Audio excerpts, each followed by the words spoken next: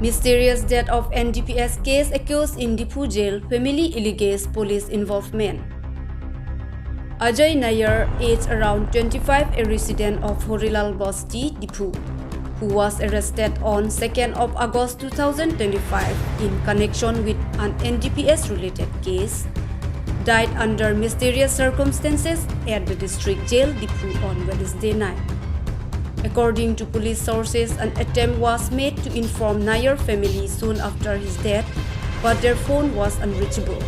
The family was finally contacted on Thursday morning and arrived at Dipu Medical College and Hospital, where the body had been brought for post-mortem examination. The exact cause of death remains unknown and authorities have not yet released an official statement. However, Nair family members have alleged that the police had a role in his death, demanding a true investigation into the incident. The case has sparked concern in the local community, with many calling for transparency in the inquiry. Police have assured that the post-mortem report will help determine the cause of death. ঘটনাটো আপোনাৰ ঘপককৈ আজি 9টা বজাত phone কৰিছিলে।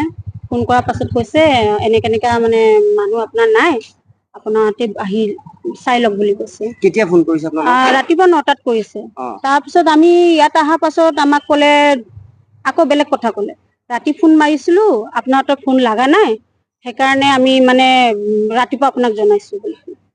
Phone লগা নাই বুলি কৈছে, ফোন ৰিং হৈ আছে কিন্তু ৰিচিভ কৰা নাই। তেতিয়া আমি ঘৰ মানুহ সুধিলোঁ ফোন কৰিছিলে নেকি, নতুন নাম্বাৰ পৰা ফোন আহিছিলে নেকি? কৈছে নাই, কোনো নতুন নাম্বাৰ পৰা ফোন অহা নাই কৈছে। তেতিয়া আমি আকৌ সুধিছোঁ ছাৰ আপুনিতো ফোন কৰিছিলে কিন্তু ফোনটো কোনো নাম্বাৰ যোৱাই নাই বুলি কৈছে। কৈছে নাই আমি নট ৰিচেবল মাৰিছে বুলি ক'লে। তো আমি ক'লোঁ নট ৰিচেবল মাৰিছে যদি আপোনাৰ আমাৰ আহি একবাৰ জনাব লাগিছিল, ইয়াৰ পৰা আমাৰ হৰিলাল বস্তি দূৰ নহয়। মানুহ এতিয়া যেতিয়া আমিতো এতিয়া কৈছে ৰাতি লৈ আনিছোঁ, ৰাতিপুৱা খবৰ দিছে। ৰাতি মানুহ মাৰি ৰাতিয়ে ঘটনা কৰি আমাক ৰাতিপুৱা জনাইছে কি মানুহ মৰিলে। ৰাতি আমাক জনাই দিলে আমি গম পালো হয় এনেকে কয়। যদি ৰাতি আমি খালি ইমানে জানো কি এটা সৰু পোৱালি আছে, 1 বছৰ হোৱা নাই ল'ৰাটো, 25-26 বয়সৰ ল'ৰা হয়। তাৰ ঘৰ কাম কৰা মানে সি এটাই মানে এইটো কাম কৰা ল'ৰা, যে খুৱাই বোৱা এইটো কৰে। এইটো সৰু পোৱালিটোৰ কাৰণে কি হ'ব সেইটো সৰু পোৱালিটোৰ কাৰণে এতিয়া বাপেক নাই, সি ভালকে গমো পোৱা নাই বস্তু বাপেক বোলা বস্তুটো কি বুলি।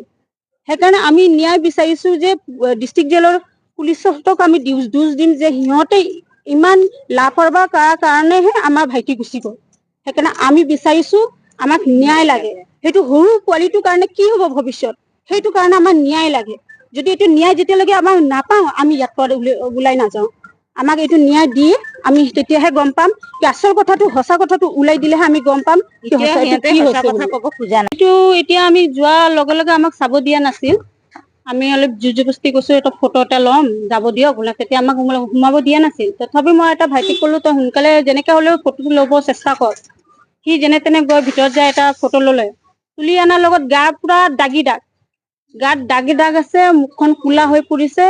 মানে এইটোতো নিশ্চয় গাত দাগ থকা মানে কি সিহঁতে মাৰিছে, জেলত কিবা মাৰপিট কৰাৰ কাৰণে ল'ৰাটোৰ কিবা হৈছে ঘটনাটো, সিহঁতক খুলি ক'ব লাগিব। এতিয়া আমিতো ভাবিছিলো এতিয়া কৈছে হাৰ্ট এটেক কৈ আছিল, গেছৰ প্ৰব্লেম বুলি কৈ আছিল। এতিয়াতো চাইছোতো গাত দাগে দাগ আছে। কিহৰ কাৰণে এনেকা হ'ল, কিবা এটা কৰিছে সিহঁতে, তাই এনেকে দাগ চাগ গাত হ'ব। মাৰপিট কৰা থকা গোটেই গাত দাগ আহে, নহলে এনেকে দাগ নাহে। এতিয়া আমি ল'ৰাটোৰ মুখখন চাইছো পুৰা ফুলা হৈ গৈছে, গাত পুৰা দাগে দাগ আছে। আৰু এতিয়া আমি ভাবিছো এতিয়া পুলিচক আমি সোধা নাই, এতিয়া যাই সুধিম কিহৰ কাৰণে এইটো ঘটনা কৰিলে আপুনি। এতিয়া গাতটো এতিয়া জেলত যদি ধুনীয়াকে মানুহ আমি ৰক্ষা বন্ধনৰ দিনা গৈছিলে বোলে, ভণ্টিকেইটা ৰাখি চাখি বান্ধি আহিছে, ধুনীয়াকে হাঁহি পাতি আছে। অলপ দিনৰ পাছত খবৰো শুনিছো ভালকেই আছে বোলে। ঘপককে আজিৰ দিনটো খবৰ পাইছো বোলে নাই ল'ৰাটো। আৰু যেতিয়া চাব আহিছো বোলে গেছৰ প্ৰব্লেম, হাৰ্ট এটেক বুলি কৈ আছে। এতিয়া হাৰ্টৰ গেছত মানুহ এটা থাকে ন গাটো বেলেগ ধৰণৰ থাকে, কিন্তু সিহঁতক বডি চোৱাৰ লগে লগে গম পাইছো মানুহ পুৰা গাত দাগ দাগ আছে। তাৰ মাজত মাৰপিট কৰিছে, নিশ্চয় মাৰপিট কৰিছে। সেইটো এটা মানে পুলিচতো কিবা এটা কথা মানে সেইটো লুকাব বিচাৰিছে, সেইটো খুলি ক'ব লাগিব আমাৰ ওচৰত, ৰাজ্যৰ ওচৰত ক'ব লাগিব, সিহঁতৰ ঘৰৰ ওচৰত ক'ব লাগিব, ঘৰৰ মানুহক জনাব লাগিব কিহৰ কাৰণে এইটো ঘটনাটো কৰিলে বুলি। যদি তেওঁলোকে সঁচা কথাটো নকৈ নিদিয়ে, সঁচা কথাটো যদি নকৈ নিদিয়ে আমি ইয়াৰ পৰা নিহিলো নাযাওঁ। এইটো কথা আমাৰ পোষ্টমৰ্টেমৰ বিষয়ে কিবা ক'লে নেকি? এতিয়া পষ্টমৰ্টম কৰিব যোৱা নাই, যাবহে পষ্টমৰ্টম কৰিবলৈ। এতিয়া আমি পষ্টমৰ্টম পাছতে গম পাম আৰু কি কয়। আৰু পষ্টমৰ্টম ৰিপৰ্টটো কি কথাটো সলাই দিলে সিহঁতে যি ক'ব পষ্টমৰ্টম ৰিপৰ্টে সেইটো ওলাব, আমাৰ কথা শুনিব। আমি সেইকাৰণে আপোনাহঁতৰ হাত জুৰি কৈছো, আপোনাহঁতে আমাক ইনচাফ দিব লাগিব। আপোনাক যেনেকে হ'লে আমাক ইনচাফ দিয়াই দিয়ক, আমি সেইটোৱে বিচাৰো।